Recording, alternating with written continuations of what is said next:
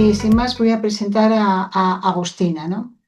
Bueno, Agustina Borràs oficialmente es la presidenta de Aspace, pero antes que eso, yo quiero traer algo que ya se define en primer lugar y que me parece que es la cosa más importante y bonita que puedo decir. Ella es la madre de una chica que tiene un problema que es una parálisis cerebral. Entonces, ella es, esto es un hecho radical que está en la esencia de su presencia aquí, pero no está aquí solo porque sea la madre de una persona afectada con parálisis cerebral. Aquí está precisamente por su conocimiento, su activismo social. Ella es enfermera, ha sido directora de enfermería, eh, ha ocupado diferentes cargos, es máster universitario en ciencias de la enfermería, experta universitaria en gestión directiva de organizaciones no lucrativas, coordinadora de calidad y medio ambiente y ha dado formación y colaboraciones con respecto a acción social. Aquí está no solamente como presidenta de Aspaces, sino también como una persona cuya profesionalidad le ha dado una visión sobre dos realidades que tienen que estar en contacto y complementarse.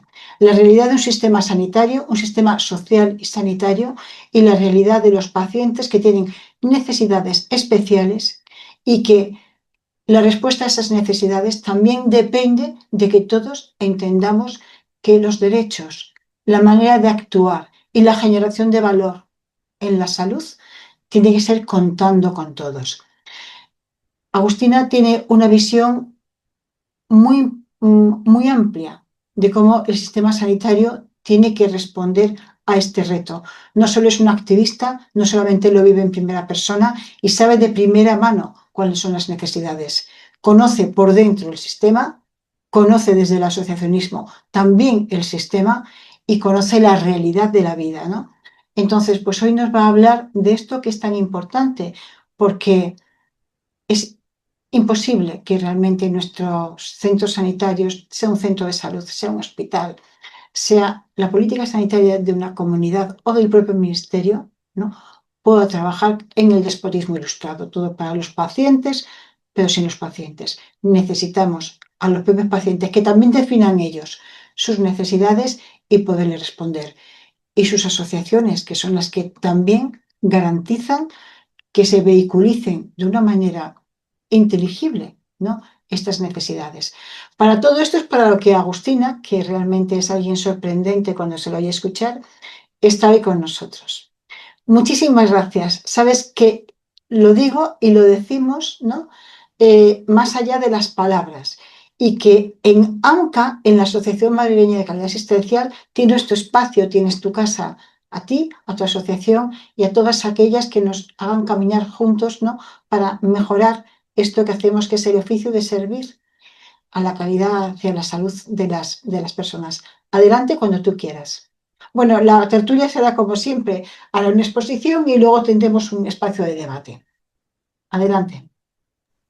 Bueno, pues qué decir, Asun, es que yo a tu lado siempre estoy tan cómoda, me siento tan valorada y me das siempre este espacio de confianza que me permite expresarme con honestidad, que bueno, pues efectivamente yo me siento como en casa cada vez que me acerco a vosotros y simplemente yo, bueno, pues yo quiero presentarme ante vosotros como una observadora de la realidad y también como una colaboradora necesaria, ¿no? Porque o sea, esta realidad actual de los servicios sociosanitarios tenemos que construirla juntos, ¿vale? Y es verdad que tenemos que usarla en responsabilidad las personas y las entidades, pero tenemos que construirla juntos porque va mucho de la experiencia, o sea, de la experiencia del paciente y de tu experiencia como paciente o como familia cuando transitas un momento agudo, complicado, en relación con tu salud, que es cuando te das cuenta de lo crítico que es para tu vida, ¿vale? Tu salud, y en el caso pues, de pacientes de larga trayectoria, pues no es que sea crítico para su vida en un momento puntual, sino que es crítico muchas veces a lo largo de mucho tiempo y termina atravesando también su forma de ser y de estar en la vida. Entonces, bueno, pues yo vengo, quiero compartir con vosotros como una observadora de la realidad desde este lado y, por supuesto, siempre ponerme a vuestra disposición. Yo cuando empezamos pensando y empieza, ¿no? El planteamiento de hoy presente de las asociaciones de pacientes en los servicios y centros sanitarios, también tiene mucho que ver con el presente de los pacientes, ¿no? En los servicios sanitarios. O sea, la participación de la persona como protagonista de su propia vida, también en lo que tiene que ver con su salud, pues es un camino que llevamos años implementando entre todos y que es de agradecidos, ¿no? O de bien nacidos ser agradecidos y reconocer, ¿no? Reconocer que en este momento muchas veces cuando nos sentamos en una consulta nos estamos sentando ya en una situación de mucha más horizontalidad que hace tiempo. La autonomía personal y el impacto de cada decisión clínica en tu vida, en tus preferencias, en tus aspectos vitales y en tu vida familiar, no es una cosa ya ajena al hecho clínico, ¿no? Y esto tiene mucho que ver con la experiencia del paciente, ¿no? Es verdad que en el caso de las personas que, además de una situación de salud, venimos acompañadas de situaciones de discapacidad, pues es verdad que todavía pues, tenemos que llamar la atención de que se necesitan los apoyos necesarios para que todas las personas puedan participar en igualdad de condiciones y que se transformen los entornos, ¿no? Que la accesibilidad física, cognitiva y comunicativa pues se siga extendiendo. Pero es verdad que tú como paciente ahora mismo tienes mucha más capacidad de decidir y de participar en tu propio proceso, desde el mismo hecho de que te puedas mover. Tú puedes libremente elegir el profesional o solicitar una segunda opinión y no tiene por qué haber pasado nada grave, simplemente que tú quieres ser protagonista y es igual de lícito que cuando te quieres cambiar, digamos, por otro motivo, ¿no? Luego estamos viendo que en los propios servicios se están tomando a los pacientes como referentes para otros pacientes.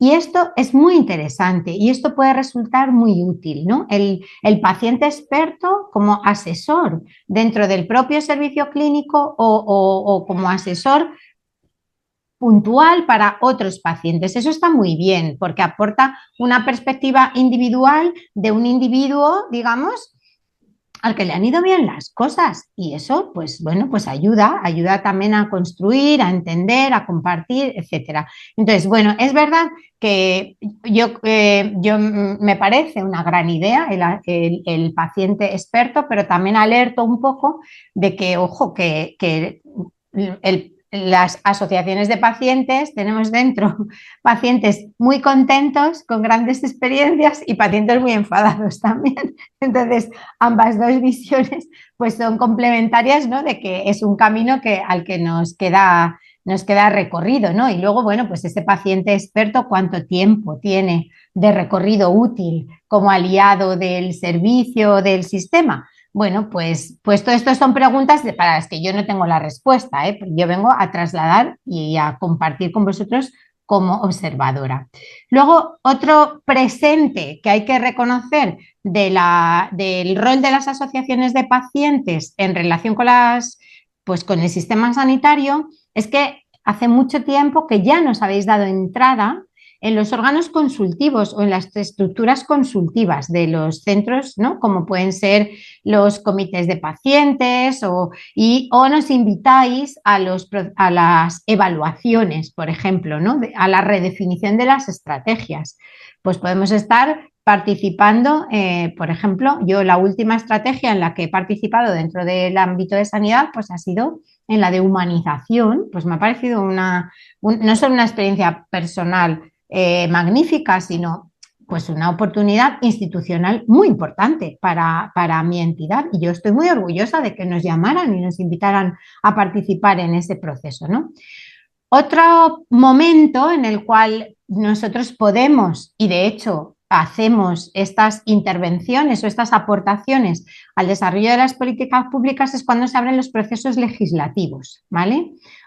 Antes de redactar el texto, aunque lo tenga redactado el legislador, antes de distribuirlo, tiene que hacer una consulta abierta y tiene que decir a su ciudadanía, y dentro de la ciudadanía, pues la estructura organizada que somos nosotros, pues miren, señores, yo tengo que revisar por lo que sea, pues mi decreto de salud pública en mi región, o la formación de los profesionales sanitarios, o la continuidad asistencial, o lo que sea. El legislador tiene la obligación de preguntar en abierto.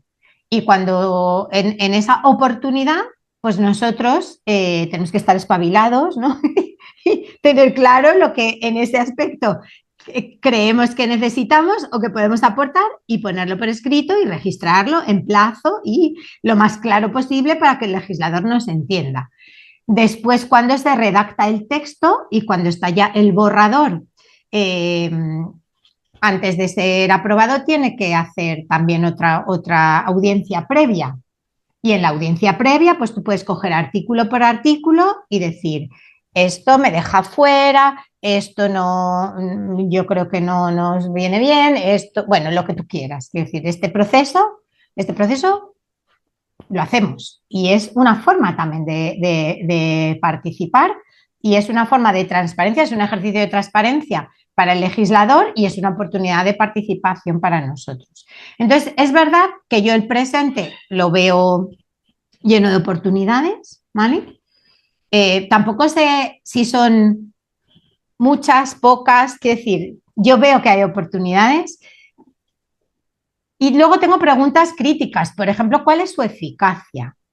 Porque yo tengo mi propio listado de peticiones que he hecho a través de todos los procesos consultivos, y cuando luego se publica y se aprueba el documento, pues lo que sea, el decreto, la ordenanza, si es en un ayuntamiento, pues a veces digo, mira, es que de todo lo que he dicho no aparece por aquí. Bueno, pues tengo que seguir, yo tengo que seguir trabajando, tengo que ir, verles, comparecer en la asamblea, ¿no? Y que entiendan por qué pedimos, por qué ofrecemos y por qué tal. Entonces, ¿todavía es estético y es superficial? Pues habrá veces que es un poco más, a veces que será un poco menos, pero tiene potencial de ser transformador. Entonces, hay que seguir, yo creo que hay que seguir trabajando por ahí, ¿vale? Y que todas esas oportunidades de participación pues tienen que ir impregnando, ¿no? Pues esta cultura de la participación pues tiene que ir impregnando desde los profesionales más asistenciales hasta el más alto cargo político, y cada uno tendrá ahí su responsabilidad. Y yo entiendo que la estructura sanitaria tiene una arquitectura, la estructura del servicio sanitario tiene una arquitectura complejísima, complejísima. O sea que hace falta mucho insistir, pero hace falta también mucho soporte, ¿no? Porque no todo puede depender de la voluntad individual de los trabajadores, de los profesionales, y se necesita mucho tiempo para que esos grandes cambios pues se puedan ver. O sea que eso, desde luego, yo lo tengo claro, pero yo me lo creo, y como me lo creo, pues creo que tenemos que seguir ampliando las oportunidades que ya existen, o generando nuevas oportunidades. Y luego la gobernanza o la cogobernanza, pues ya es otro paso. O sea, yo ya creo que para que la cogobernanza sea una realidad, entonces las entidades representativas de las personas con una situación de salud concreta, o en mi caso coincide que también somos personas o sea, con una situación de discapacidad concreta, ¿no? Coincide, Bueno, pues tenemos que tener entrada real y efectiva en los lugares donde se toman las decisiones y donde se definen las políticas públicas. Y eso, bueno, pues todavía yo veo que es un paso más y vamos a tener que seguir trabajando en ello. Y bueno, pues hasta aquí la cuestión pues puede ser un poco como teórica, un poco opinión, un poco tal, pero yo os traigo un caso. Y lo que tengo en las diapositivas es una situación que se ha vivido en la Comunidad de Madrid en estos últimos años, ¿vale? Entonces, os voy a ir contando lo que está en las diapositivas, ¿vale? Vamos a ir construyendo un poco la previa y luego el caso. Bueno, a ver si consigo avanzar o no. No, espera. Ahora, vale. Bueno, muy rápidamente porque no va de esto, pero parálisis cerebral es una etiqueta que en este momento ya más que un diagnóstico clínico se ha convertido en una etiqueta funcional y social, ¿vale? Y digo esto con muchísimas comillas y no me puedo extender a dar explicaciones aquí, pero me reafirmo. O sea, esta etiqueta parálisis cerebral ya está convertida más en una etiqueta social y funcional que en una etiqueta diagnóstica. ¿Por qué? Porque lo que suele estar detrás de esta situación que llamamos parálisis cerebral suele ser una causa que tiene su propio diagnóstico y obviamente pues cada paciente, digamos, tiene su diagnóstico etiológico. Y ocurre que hay muchas situaciones que potencialmente podrían dar lugar a una parálisis cerebral, pero que no imprescindiblemente tienen por qué y de hecho muchas veces y afortunadamente muchas veces no ocurre. Entonces, por ejemplo, un prematuro tendrá una parálisis cerebral cuando tenga 5 años o 6 años o 10 años. Pues la mayoría no, afortunadamente, y ojalá ninguno, ¿no? Pero podría ser un diagnóstico causal que dé lugar a esta situación. Lo mismo ocurre con los traumatismos craneoencefálicos, las infecciones, los tumores, los síndromes genéticos, o sea, en general, un daño que ocurra, digamos, dentro de las estructuras que alberga la caja craneal, que son el cerebro, el cerebelo y el tronco, ¿no? Pues cualquier cosa que ocurra ahí potencialmente podría desencadenar o tener como consecuencia a largo plazo una parálisis cerebral, pero afortunadamente la mayoría de las veces no, ¿vale? La última definición que está encima de la mesa por parte de la comunidad científica de la parálisis cerebral es esta, es un poco larga, que tampoco me voy a entretener, que no es el caso que yo os cuente que es parálisis cerebral, sino el caso que os he venido a contar.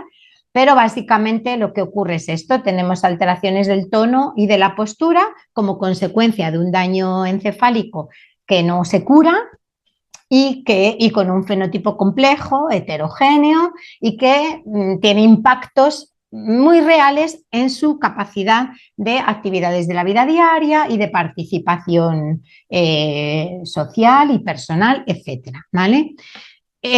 Nuestra batería más o menos así global de comorbilidades pues podría ser esta, sobre todo pues trastornos musculoesqueléticos y neurológicos, pero mucho también y derivado de estos pues muchos respiratorios, urogenitales, gastrointestinales, ¿vale? Luego también pues alteraciones sensoriales, bucodentales, alteraciones de la piel, dolor, cialorrea, etcétera, etcétera. O sea, tenemos una gran batería de comorbilidades, ¿no? que nos pueden acompañar a lo largo de la vida y también de problemas neuropsicológicos o psicopatológicos, que también yo digo nos, porque hablo del tándem que hago con mi propia hija, digamos, ¿no? Pero pues a ellos en primera persona y a las familias que vivimos con ellos y bueno, pues la mitad pueden tener discapacidad intelectual y luego pues tienen muchas a veces situaciones pues de autoconcepto complicado, de autoestima, de ausencia de comportamientos prosociales, o sea, bueno, pues tenemos una, pues lo dicho, una interesante batería de comorbilidades que nos van acompañando un poco a lo largo de toda la vida. Entonces, yo me haría dos preguntas, ¿no? Que me van llevando al caso que os quiero contar. Pues tenemos un gran usuario de los servicios sanitarios, es decir, tenemos una persona que a lo largo de toda su vida, la infancia, la lactancia, la infancia, la adultez, el envejecimiento, ¿va a ser un gran usuario de los servicios sanitarios? Sí, indudablemente la respuesta a esa pregunta es sí. Y puede considerarse entonces esta persona un paciente crónico, complejo, polimedicado, en el que necesita procedimientos intervencionistas, hospitalizaciones recurrentes, etcétera, etcétera. Pues la respuesta a esa pregunta también es sí.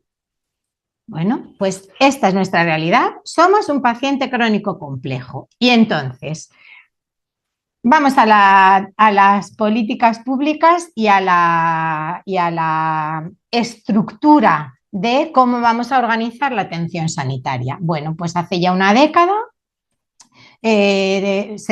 como, o más, bueno, empezó hace más, pero bueno, en realidad 2015-2017, 2015 se aprobó, 2017 tuve una pequeña actualización, el proceso asistencial integrado del paciente crónico complejo, que uno dice, ah, yo estaré ahí, ¿no? Porque lo soy, pues lo acabo de demostrar, ¿no? Lo acabo de demostrar que lo soy. Bueno, pues tú lees un poco cuál es el perfil de estos pacientes, dice con una o más condiciones crónicas. Bien, perfecto. O sea, en teoría, pues nosotros somos uno de estos, en el caso de los adultos, porque este proceso es para los adultos. Y para poder entrar en este proceso, hay dos cosas de esta diapositiva que ya sabéis y que yo quiero incidir. Una es que hay profesional que tiene que determinar que tiene alta necesidad de intervención, o sea que lo tiene que meter técnicamente o proactivamente, lo tiene que meter en el proceso. Y además luego hay otra cosa, y es que este documento alude a la herramienta de estratificación. Entonces, cuando uno dice, ah, pues tengo que ver otro documento donde yo vea cuál es esa herramienta de estratificación. Entonces te vas, buscas el otro documento y el otro documento pues es este, ¿no? Que ahí es donde se describe toda bueno, pues toda la parte teórica o que soporta lo que después termina concretándose en ese protocolo. Y entonces, obviamente, cuando se hace una priorización de cuáles son los pacientes que primero tienen que entrar aquí, pues hombre, si más o menos, que vosotros sabéis más que yo y no me quiero equivocar, pero pongamos que si diabetes mellitus son un 15% de los adultos, hipertensión arterial un 33%, EPOC a lo mejor un 2,5%. Y claro, yo estoy hablando de una situación que tenemos una incidencia de un 2 por mil, 2 por mil. Obviamente no va a estar aquí priorizado, ¿no? Yo no esperaba estar ahí priorizado en esa lista de 10 o de 15 o de 20. Lógicamente, a mí me parece que es lo correcto que no estuviéramos ahí priorizados. Lo que pasa es que uno piensa, bueno, irá llegando, porque aunque no estemos priorizados, como el criterio es que tengan una o dos o más o tal, y como tenemos tantas, bueno, pues antes o después nos irá llegando a entrar en este proceso a nuestros adultos. Bueno, pues esperemos y ya llegará. En el 2022 se pone en marcha o se termina de cerrar y se aprueba y se difunde el proceso asistencial del niño. Y uno dice, ah, bueno, aquí sí, claro, aquí ya sí estamos, seguro, porque somos la situación de patología de la infancia que genera mayor nivel de discapacidad. Y eso lo sabe todo el mundo. O sea, quiero decir, aquí estamos seguros, tenemos que estar seguros. Entonces, bueno, pues uno ve la definición, pues niños con condiciones clínicas crónicas, graves, frágiles, con necesidades complejas de atención, con una alta utilización de recursos, y dices, fantástico, aquí ya sí que estoy. Es verdad que aquí son los menores, pero bueno, ya sé que estoy, voy a estar, alguien me va a meter dentro de este proceso y vamos a tener cabida en esta nueva forma de abordar la situación de los pacientes crónicos complejos. Y el, uno lee la participación que han tenido las asociaciones de pacientes en el proceso asistencial del paciente crónico complejo adulto y obviamente no están todas, hay media docena o 7, no sé cuántas hay, pero obviamente alguno dirá, pues yo tenía que haber estado y me he quedado fuera. Bueno, pues más o menos uno entiende pues que estén los coronarios, las personas representan a gente de salud mental, los diabéticos, incluso pues eso, lesión medular, Parkinson, ELA. Bueno, pues muy bien, pues hay una representación bastante interesante de pacientes, ¿no? Que van a beneficiarse, o sea, de asociaciones que representan a pacientes que van a beneficiarse de ese proceso asistencial. Y este es el listado de asociaciones de pacientes que hemos participado en el proceso asistencial integrado del niño con patología crónica. Y uno dice, hombre, ¿qué ha pasado aquí? ¿No? Porque es que antes de hacerlo, a lo mejor nos podían haber llamado. Durante el tiempo que lo hacían, a lo mejor nos podían haber dicho algo, no sé, a lo mejor podíamos haber sido un revisor externo. Y después de terminarlo, en el 2022, pues al menos nos podían haber llamado y nos podían decir, ven y que os vamos a presentar una cosa que hemos hecho. Ojo, y aquí hago un paréntesis. Los profesionales que han participado en ese proceso de la infancia no saben lo que necesitan los niños y las familias. Ojo, ojo, que sí lo saben. Ojo que sí lo saben. Que yo conozco a muchos de los que están ahí, que he hablado con muchos de los que están ahí en ese listado. Claro que lo saben. Lo ven todos los días en su consulta y son gente empática, buena gente, que quiere lo mejor para nosotros y tal. Sí, sí, sí. Que yo no digo que el proceso no recoja lo que tiene que recoger y yo no digo que los autores no supieran, ni muchísimo menos. Claro que sabían, pero no hemos participado, que es de lo que se trata esta intervención de hoy. No hemos participado, ¿vale? Pero ni después también. Y bueno, esto fue en el año 22, prácticamente nos pasó desapercibido, pero mirad lo que ocurrió en el año 23. En el año 23 se lió una buena. Y os voy a decir por qué. La Consejería de Política Social publicó una ayuda para, aunque ahí en el titular dice menores, familias con menores a su cargo en cuidados paliativos, luego en la descripción más abajo ya veis que no solo eran menores, porque era hasta 25 años, que no solamente había que estar en cuidados paliativos, sino, además de cuidados paliativos, y aquí es ahí donde voy, con patología crónica y complejidad, ¿vale? Y mirad un requisito imprescindible para poder pedir esa subvención. Era imprescindible que en la historia clínica de nuestro hijo, y aquí ahora hablo como familia, tuviera marcada o etiquetada o identificada esa necesidad de un nivel de intervención alto. Cosa que no sabíamos ni lo que significaba, cosa que no sabíamos si lo teníamos que demostrar nosotros o cómo se demostraba. Y no sabíamos. Y sin embargo, desde el 2015, eso está perfectamente descrito en el proceso del paciente adulto y desde el 2022 está perfectamente descrito en el proceso del niño crónico complejo. ¿Qué significa tener un nivel de intervención alto identificado? Y no sé si veis aquí, a ver, no, espera, quiero ir para atrás. ¿Veis aquí es que no sé si se ve? Sí, eso es, un ojo. Un ojo. He puesto el ojo, claro, he puesto el ojo porque el paciente y la familia no lo ve en ningún sitio. Eso, que vosotros sabéis lo que significa. Vosotros sabéis dónde está y vosotros sabéis cómo se da al botón. Las familias no lo ven. Tú, ni los pacientes. Tú coges un informe de atención primaria antes de que alguien te marque la necesidad de este nivel de intervención alto, hablo de 2023, ¿eh? O después de que te lo marquen, el informe no lo recoge. No sabes, no sabes que ha habido un cambio ahí. En los informes de atención hospitalaria ocurre lo mismo. Entonces no sabíamos qué significaba esto y cómo había que hacerlo.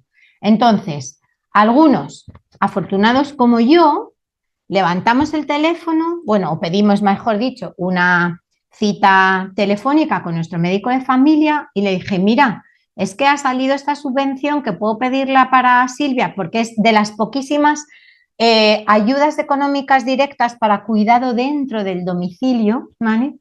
Pero me dice aquí que necesita...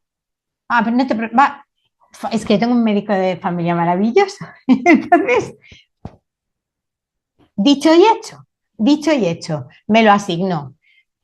Y yo pude acceder a la subvención, pero ¿sabéis qué es lo mejor? Que accedía a la subvención, obviamente, pero ¿sabéis qué es lo mejor? Que a partir de aquel día, periódicamente me llama mi enfermera y me pregunta cómo estoy y si necesito algo.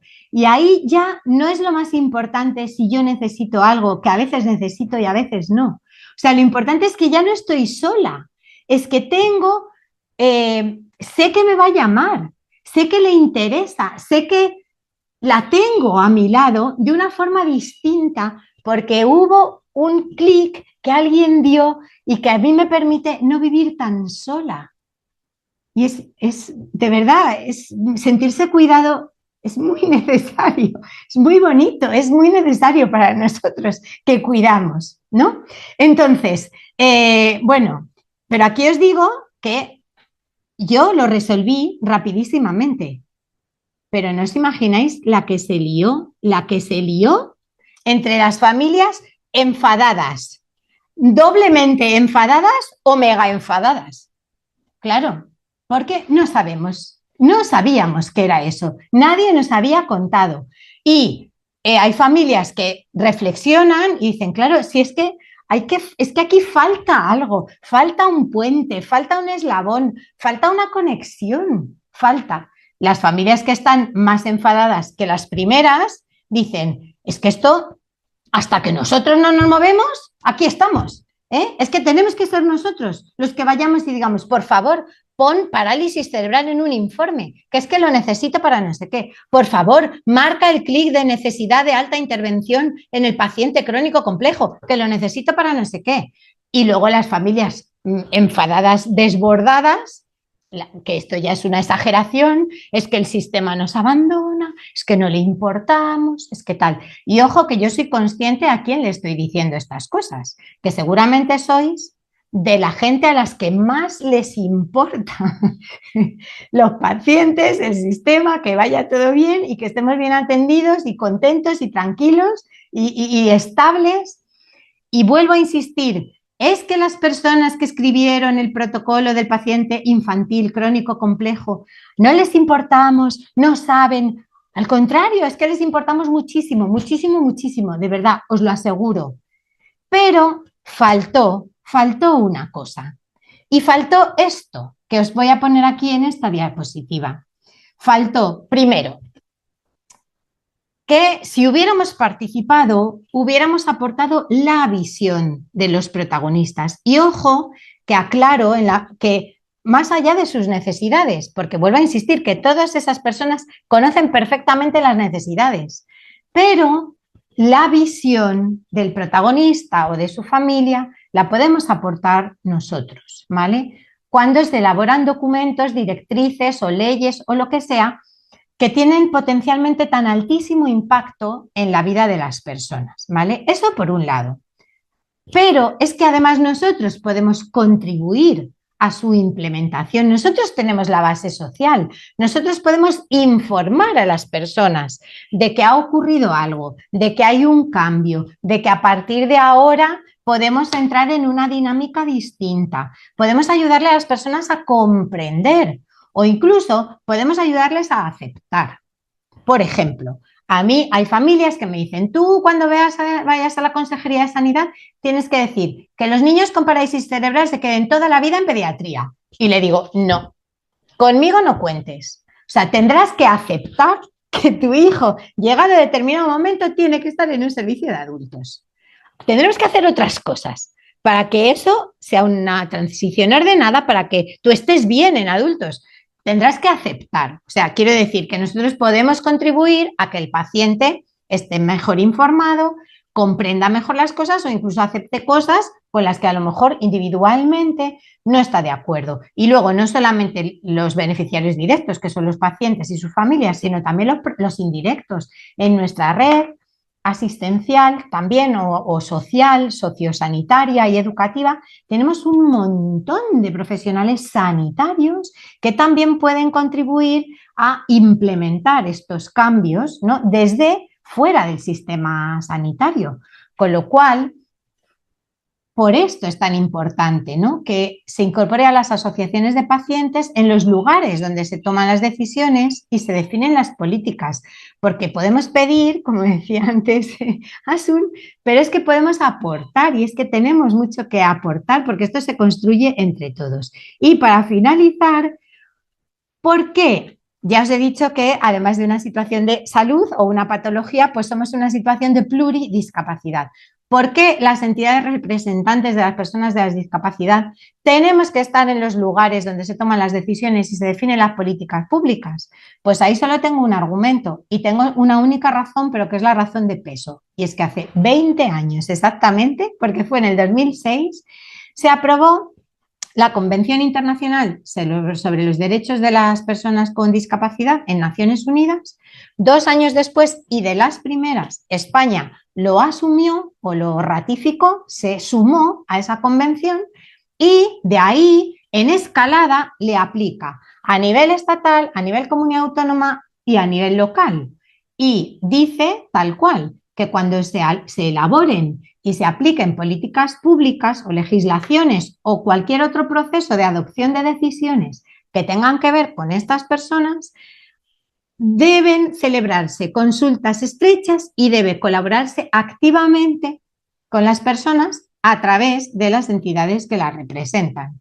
Y yo, pues después de estos argumentos y después de contaros un caso donde se lió un poco y podíamos entre todos haber compensado para que no se liara tanto, pues más o menos aquí os doy las gracias, dejo de compartir y creo que tenemos un pequeño ratito, ¿no? Para abrir un poco el debate. Pues muchas gracias, Agustina, y vamos a ver si alguien quiere participar directamente, o bien levanta la mano o hace una pregunta, o bien lo va poniendo en el chat y yo la voy leyendo.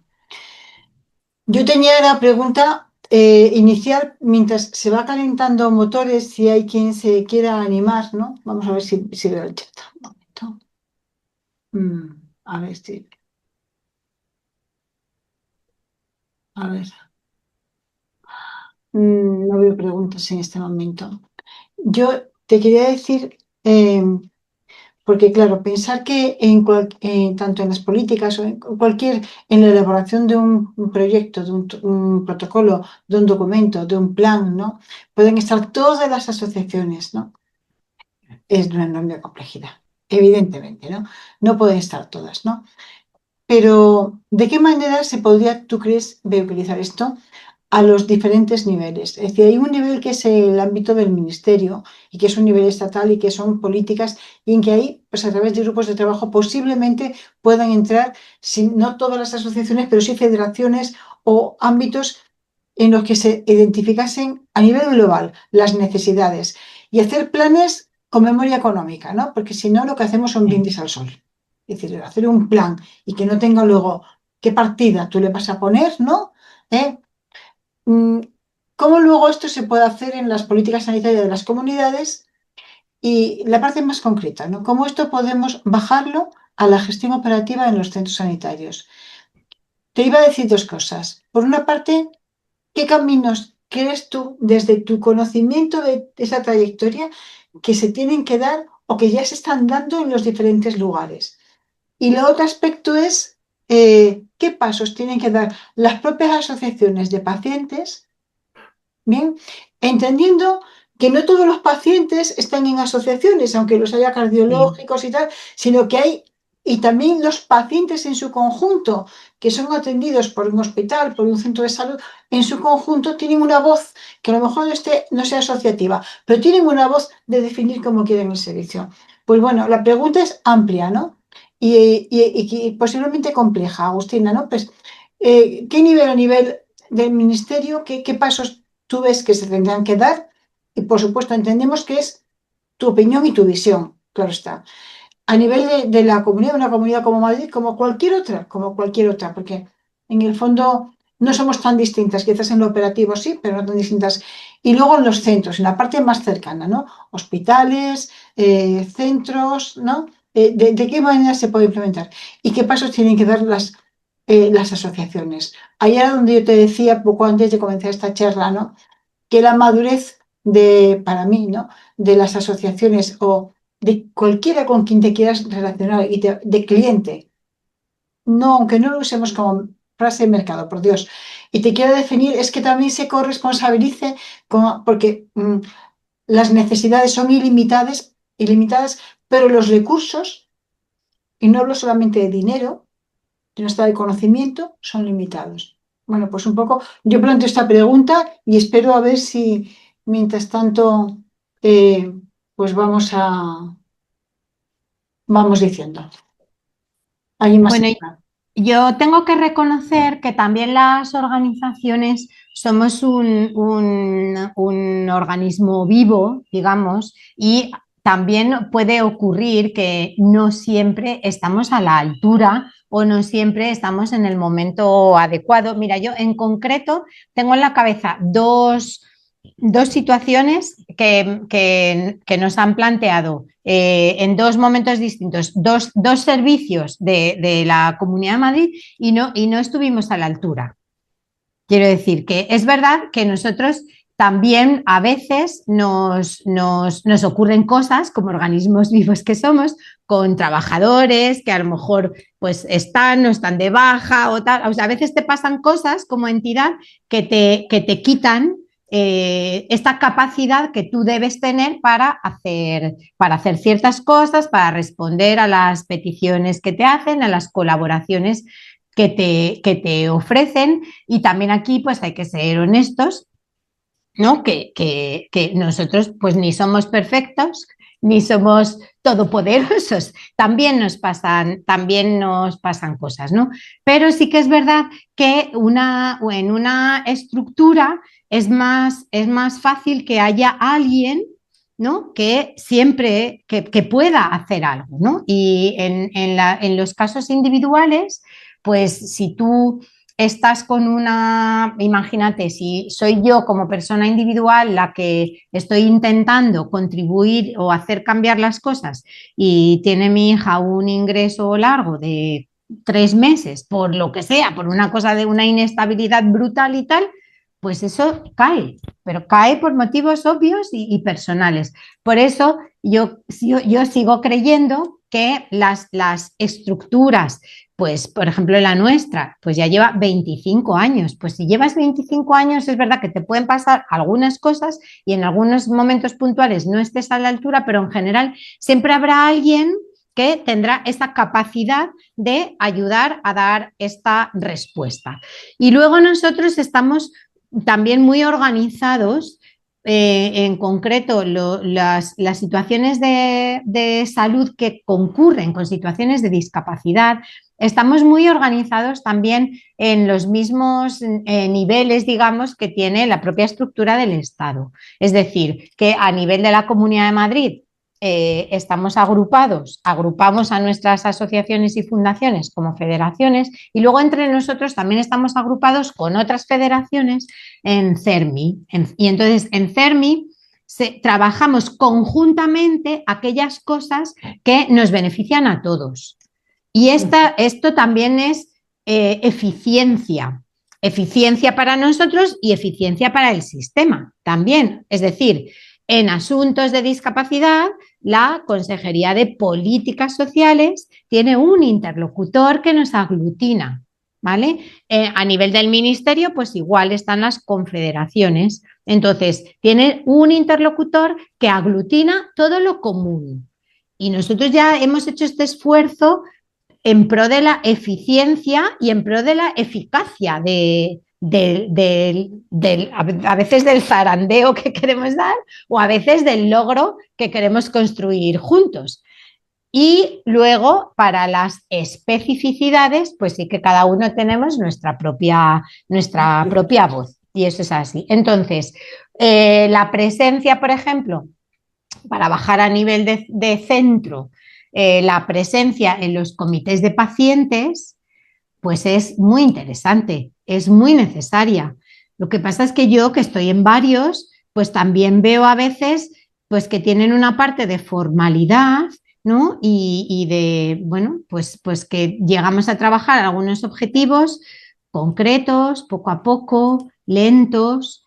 También nosotros tenemos que entender que la arquitectura del sistema es muy, muy, muy compleja y que si estás en un comité de pacientes pongamos, yo qué sé, pues de 2.000 camas y de alto nivel de complejidad, pues claro, a lo mejor las cosas que a ti te preocupan, ¿no? Y que impactan mucho en la vida de las personas a las que tú representas, pues se suman a otras tantas de otro montón de personas, de patologías y de situaciones que le preocupan a otros. Y bueno, pues es que yo tampoco tengo las respuestas mágicas, yo solo diría, vamos a seguir, o sea, vamos a creérnoslo, ¿no? Y vamos a seguir. A mí lo que hay me parece útil. Lo que pasa que a veces se nos olvida implementarlo, a veces no profundiza lo suficiente. Yo, por ejemplo, estoy súper contenta, ¿no? Pues, por ejemplo, una de las comités de pacientes en los que estoy es el del SUMA. Ojo, pues es que yo veo un compromiso real por mejorar y por adaptar las cosas a las necesidades de las personas con discapacidad, ¿no? Por entender que cuando tú levantas el teléfono a las 3 de la mañana en tu casa porque ocurre algo, eso por lo que tú levantas el teléfono y llamas, no es tu situación basal, aunque tengas una situación de discapacidad importantísima, porque esa, por muy importante que sea, ya la controlas tú, ya la tienes tú, tal, o sea, si estás llamando es por algo, ¿no? Es que mi hija Intercurrente. puede tener una apendicitis, ¿entiendes? ¿Qué tiene que ver la Sí, sí, sí, apendicitis no con la tiene nada que ver, parálisis cerebral? efectivamente. Pues tener un cuerpo. Si tienes un cuerpo humano, puedes tener una apendicitis. O una neumonía. Claro, entonces, bueno, pues yo veo ese trabajo. Veo que va lento, veo que nos reunimos 2 veces al año, veo que... Bueno, pero también tengo que entender que sea lento. Yo me quiero quedar ¿no? Con lo que va ocurriendo y que sigamos, que nos lo creamos y que sigamos. Y con las estructuras que hay, pues vamos a sacarle rendimiento a las que ya hay. A mí no se me ocurre una nueva que inventarme tampoco, no sé, ¿sabes? Bueno, quizás no hay muchas cosas nuevas, pero posiblemente mm, yo lo que planteaba por parte de las asociaciones, ¿no? Es en su contacto con los diferentes centros y partes del sistema, hacer su petitorio.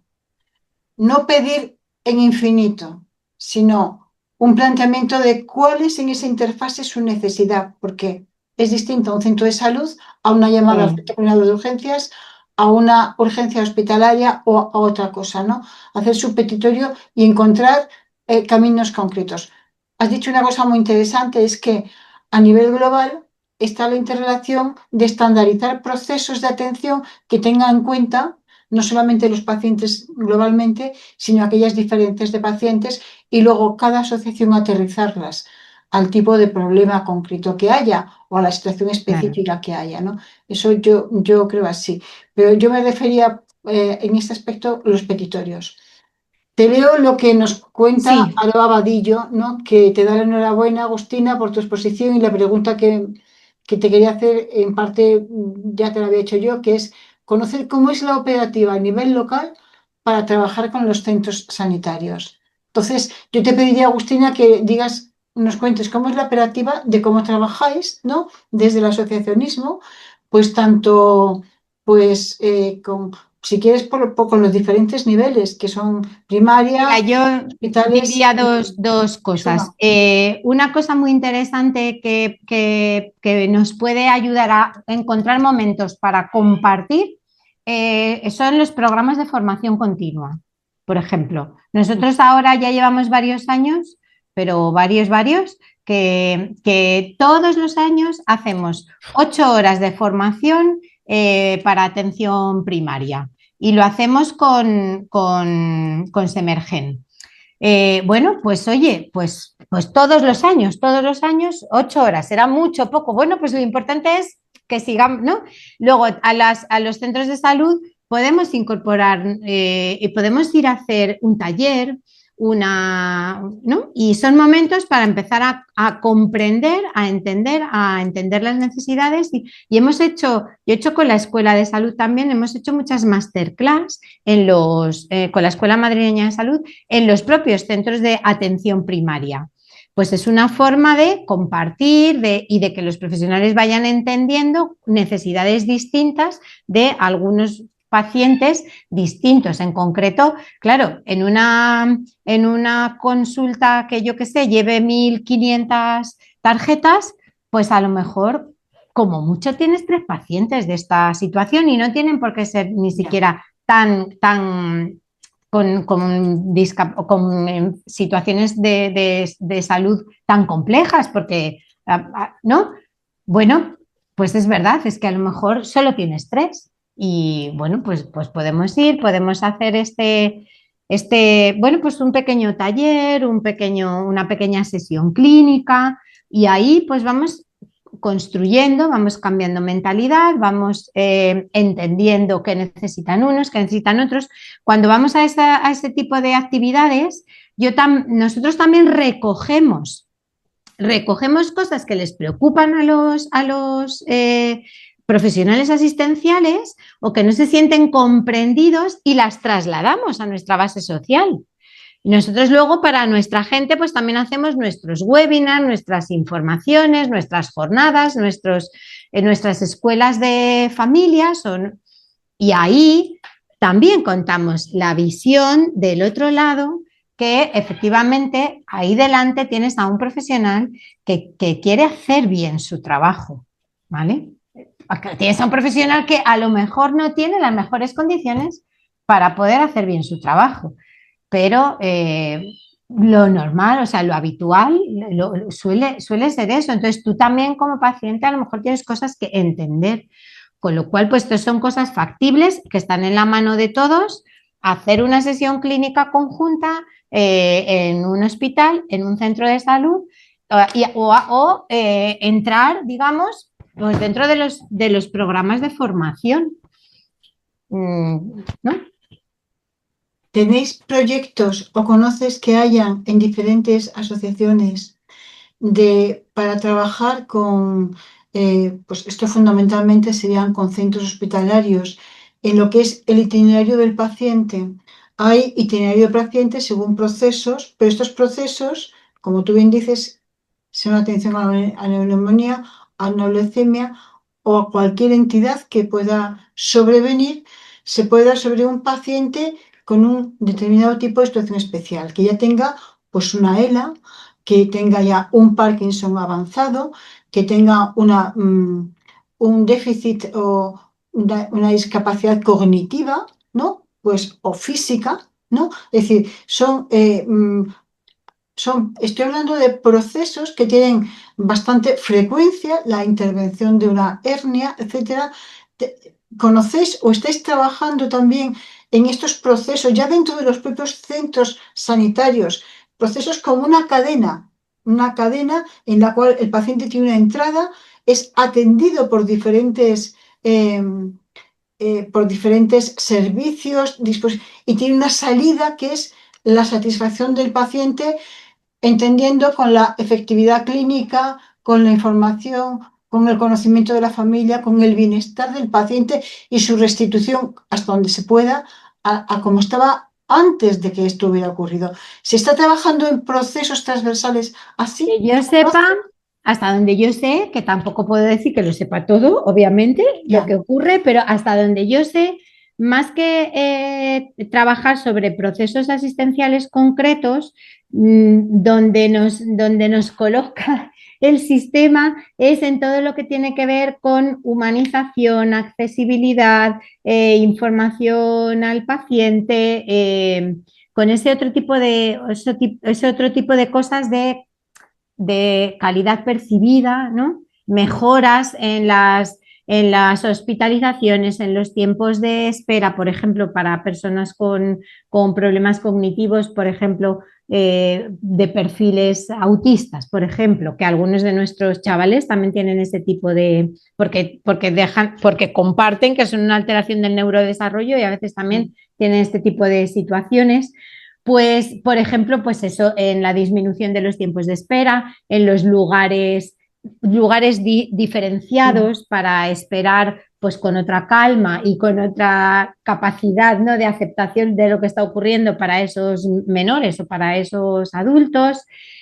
Cosas así, o sea, digamos que yo no veo tendencia, no veo muy a las claras, ¿vale? Y entendiendo que no sé todo lo que pasa, pero no veo muy a las claras que nos hagan participar en procesos asistenciales, sino en este otro tipo de aspectos, ¿no?, que rodean la atención sanitaria, que al final son muy importantes dentro de la experiencia del paciente también. Y ahí sí que veo que el sistema sanitario o los gestores o a quien corresponda entiende mejor que ahí nuestra participación sí. Y en el otro lado, bueno, ¿sabes? Realmente en el proceso, lo que habría que es en las diferentes partes de su proceso, lo que habría la participación que yo creo que podría ser interesante es definir las necesidades para hacer lo mismo, pero con la perspectiva de qué tipo de necesidad, si es de comunicación, un paciente que tenga autismo, ¿no? O, bueno, un paciente que tenga obesidad mórbida. Digo esto porque en Sí. el SUMA sí se ha trabajado este aspecto del paciente con un proceso que se ha transformado. Se va a ver antes, previamente, para ver cómo va a ser, puede ser trasladado dentro de un marco de humanización. mm, Se han hecho cosas en ese aspecto que se hacen en el propio proceso, en las Ya, partes sí. que defines Bueno, del a lo mejor proceso. es que nosotros no llegamos a ser conscientes de eso, de que en realidad está Bueno, ocurriendo eso, yo ¿sabes? lo veo como, mi perspectiva es como un camino en el que una faceta en la que se podía plantear ir avanzando. Sí, Depende en qué, ¿no? Depende en qué. sí, No todas las organizaciones sanitarias tienen los suficientes recursos, están suficientemente maduras o tienen suficiente en lo concreto, en lo operativo, en los servicios. Toma de conciencia, ¿no? Aunque ahí sí hay asociaciones que tienen una mayor relación con determinados tipos de especialidades porque las están viendo varias a la vez y trabajan en el proceso asistencial juntas, ¿no? Pero bueno, no sé, no veo más preguntas, pero yo te voy a hacer tres preguntas y con esto, si nadie más quiere participar, cerramos, ¿no? Es, ¿tú qué esperas o qué desearías que fuera los cambios a mejor o qué más se podía hacer desde el servicio sanitario? Entiéndelo a los diferentes niveles. Yo creo que siempre es importante verlo desde los diferentes niveles, ¿no? Aquí también me gustaría saber si a ti te parecería interesante que en los programas de formación de médicos, enfermeras, farmacéuticos, los MIR, FIR e IR, estaría bien, ¿no?, que conociera la perspectiva de las asociaciones desde la perspectiva de los pacientes con necesidades especiales, ¿no? Eh, mm, la siguiente pregunta sería,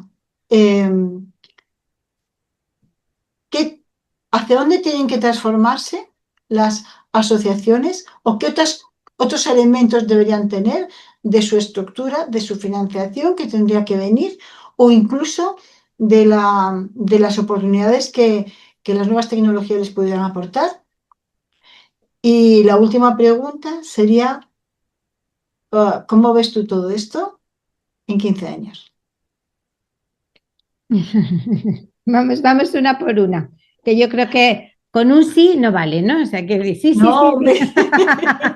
No, porque al fin y al cabo Bueno, ten en cuenta que aquí eres tú la experta y lo que nos estás bueno, diciendo, nosotros somos muy desconocedores. Es decir, esto es también es una adquisición de un conocimiento que no está en los libros, Agustina. sí. Es una Pues toma de mira, conciencia de lo que es la salud, de cómo tenemos que trabajar en la salud para mejorar esa pues salud que es qué la que... espero y qué desearía. Yo quiero que de verdad se prescriba asociaciones de pacientes. Y eso está en está escrito en muchos sitios y eso es súper, súper, súper necesario. Yo veo en concreto en la población a la que yo represento, Silvia tiene ya 24 años Ujú, y yo estoy escuchando todavía a algunas familias que les ocurre lo mismo que me pasó a mí hace 2 décadas, que durante los primeros años no tienen esa referencia. Es verdad que, y tenemos y reconocemos que tenemos, sobre todo en pediatría, porque es donde empieza todo, en pediatría, tenemos profesionales súper volcados con nosotros, pero nos falta que nos digan cuál es nuestra red, porque tú vives fuera del hospital, ¿vale? ujú. Entonces, prescribir asociaciones de pacientes es algo en lo que creéis, o por lo menos lo habéis escrito en muchísimos sitios, pues sea verdad y sea cotidiano y sea para todas las personas. Y luego, pues la formación, por supuesto, y cuanto más pronto y cuanto más mejor, claro, porque además las discapacidades son el futuro de todos nosotros. Con lo cual, vayamos anticipando ese futuro porque la supervivencia de prácticamente todas las patologías está creciendo y la supervivencia con discapacidades incluso muy, muy, muy intensas está creciendo. Luego, es un elemento transversal que cuanto antes se tenga, y parece mentira, pero todos los profesionales salen de su básica, de su EIR, de su MIR y de no sé qué, sin enterarse de que los pacientes con parálisis cerebral, la mayoría tienen dolor crónico. Eso es brutal sobre el impacto en la calidad de vida de una persona, ¿no? Por poner solo un ejemplo. Y bueno, pues dentro de 15 años,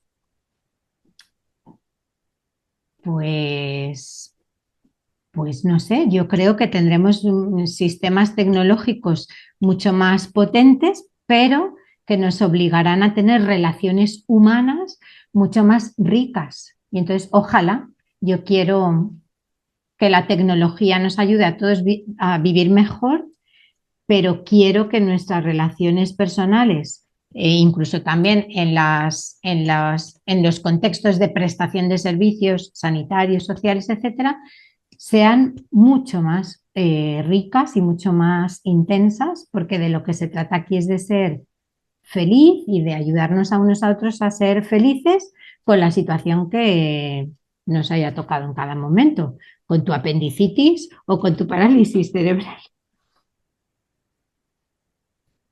Bueno, me ha quedado pendiente la pregunta de qué transformación tienen que tener las asociaciones, o al menos no he entendido yo si lo has... Ah, es verdad, no, pues me la he saltado. Porque A para mí ver, nosotros, es una sí, pregunta importante, ¿no? Es una sí, sí, pregunta sí, sí, sí, para porque llegar a nosotros la gobernanza, para llegar a participar en el diseño. No solamente decías tú antes que no sabes hasta qué punto es muy efectivo participación en asociación, en reuniones de comité de pacientes, algo más has dicho, no me acuerdo, a ver si lo he puesto por aquí. Sí. En cómo responde el sistema. sí, cuando aportamos, claro, cuando aportamos en esas oportunidades que se nos da, pues a veces al final no vemos de vuelta aquello que hemos intentado trasladar que era necesario para nosotros o que era importante para nosotros. Pues yo creo que nosotros tenemos que profesionalizarnos tenemos que profesionalizarnos para darnos estabilidad, estabilidad en la gestión interna de las entidades y estabilidad y diversificar nuestras fuentes de financiación, porque por ahí es por donde nos asfixiamos. Tenemos profesionales maravillosos y por donde nos asfixiamos es por las fuentes de financiación. Todo este análisis que nosotros hacemos sobre eso tampoco os los voy a trasladar aquí porque no es lo suyo, pero es verdad que si nosotros tenemos que seguir de forma consistente aportando este valor a la sociedad, pues tendremos que hacer un trabajo interno de fortalecimiento de nuestras vulnerabilidades y de profesionalización interna y de sostenibilidad financiera para no para poder seguir al pie del cañón de lo que es nuestra obligación y nuestra responsabilidad y nuestra misión. Yo comparto contigo eso, ¿no?